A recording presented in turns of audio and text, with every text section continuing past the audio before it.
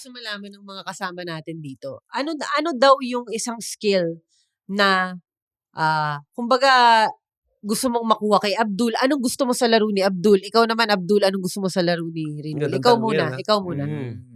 Yung hindi na mamasa. Point guard na ako. Ang ilinaw yun. Kasi ang tanong, ano yung gusto mong makuwang skill? Joke lang. Gusto mong makuwang hindi mamasa. Hindi, point guard na ako eh. Kaya kailangan ko mamasa. Na mamasa. Pag-ilinaw. Hindi, sa practice kasi. Minsan lang pala magsalita si Rinwell, pero may, Mahina lakit. Dahil sa ensayo kasi, kasama ko siya lagi. Sinasabihan ko siya na, Will, doon ka lang kung saan ka malakas. Diba? Kung baka doon ka lang kung saan tayo gagana. Diba? Sige. Nagagalit kasi hindi ko daw minsan pinapasa. Sabi ko, hindi lang naman ikaw yung kasama natin eh. May mga iba rin. Napag-usapan natin to. Mapapansin natin, no? Ang Batangas ngayon, multitaskers sila.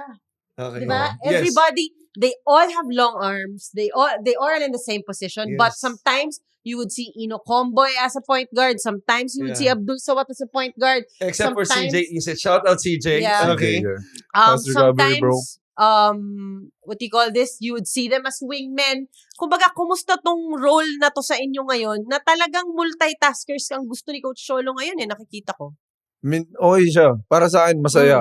Kasi nga, sabi ko, I love bagong things, challenge. Diba? So, kaya, na-enjoy ko siya. Kasi, okay, ganito pala pag point guard, ganito pala pag nasa dos ka, pag 3, 4, 5. Kasi, iba-ibang rule yan, di ba? Tapos, iba-ibang skills din yung gagamitin mo.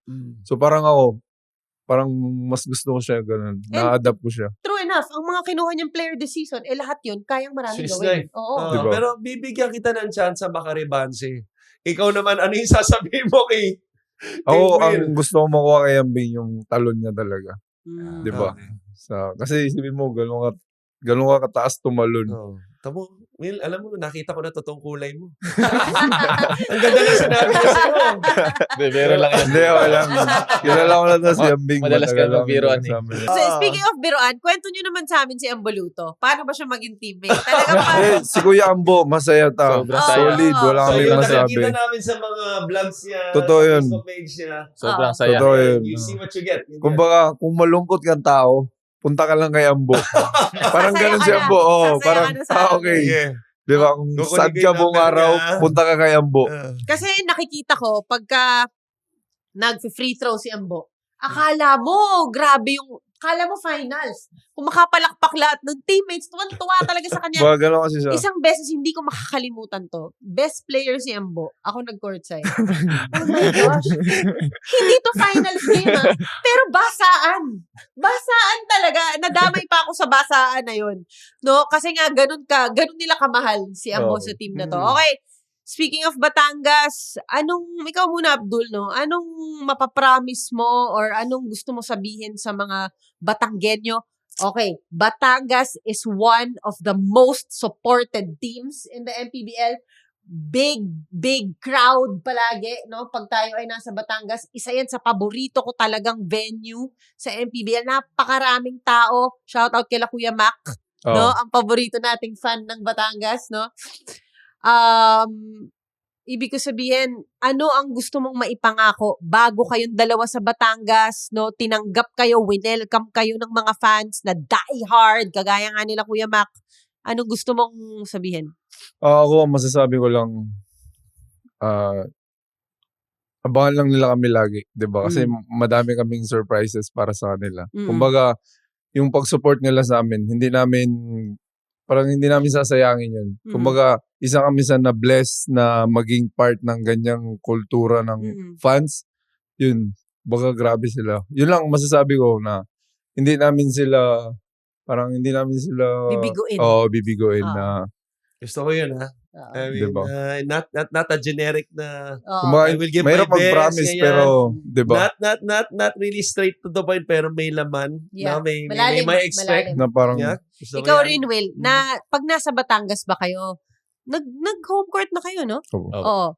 Ano yung, di ba, iba? Iba sila? Iba yung crowd? Iba. Ano yung napansin mo sa crowd ng Batangas kumpara sa ibang mga teams? Hindi, napansin ko Batangas. Sobrang supportive niya talaga.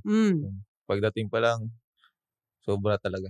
Walang masasabi sa mga fans. Napakasarap ng lomi sa harap ng Batangas City Coliseum kung di nyo pa natitikman. Oo. Ang sarap! Yung nasa tapat, no? Okay, sige, ikaw rin, Will. Anong gusto mong sabihin sa fans? Supportahan nila lang kami hanggang dulo. Okay, gusto nila malaman na. So, sa lahat ng pinagdaanan nyo, ano yung pinaka-proud kayo? Hulaan ko yung kay Rinwil. Hulaan ko. Feeling ko hindi mo mahula. Ikaw, sige. So far. Kumbaga, parang mula nung... Hindi, sige, wag na lang dito sa Batangas, ano? Mula nung dumating ka sa MPBL. MPBL. Ilang taon ka na? 27. 27 years old. Uy. Batang-bata. The first to really admit yung Yeah. kanilang edad. Age. Okay. Well, if you were that age, why not? Right?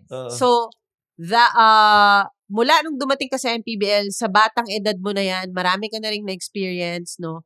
Alam ko, nasa Bataan ka rin, ang ganda rin ng stint mo doon, kasama mo sila All-Stars Oktubre, yun. All-Stars yun. promising Yes. siya nung time na yan. Ngayon, Oo. performance na nakikita natin eh. Kumbaga, so far rin, Will, ano yung parang sa tingin mong pinaka-proud ka na nagawa mo sa batang career mo? Nung nag-QC ako. Okay. Ano Kasi yun? di ko rin speak yun. Naging all-star rin ako din. Yes. Mm. Teka lang, ito ba yung Afro Days? Ito yun, ano? Ito yung Afro Mas Days. Hindi. Hindi ba? Kailan Hindi. ka nag-Afro nga? Bataan yata. Bataan. Bataan. Ngayon, semi-afro lang siya ngayon. Ah. Ano yan eh, kakagising lang, maagang recording. We're doing this recording on a Monday, June 29, Yes. 8:15. 8:15 a.m. Kaya ganyan po ang buhok ni... Ganyan, sadyang ganyan lang po. Nakatayo lagi. Natural. Natural lang. Ikaw, Abdul.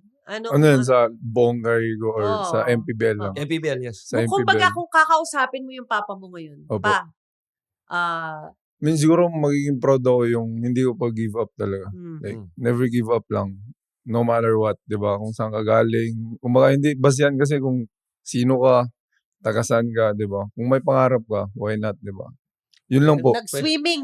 Alam mo, si Abdul, no? Kinuwento niya yan sa akin, malapit siya sa Dagat, dagat. dapo. Malapit sila sa dagat.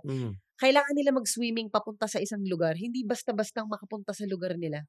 So, di ba? I mean, before, kailangan mo maglaro. May lalaroan kami na wala siyang tulay. So, kailangan mo lumongoy bago ka makalaro Yeah. doon.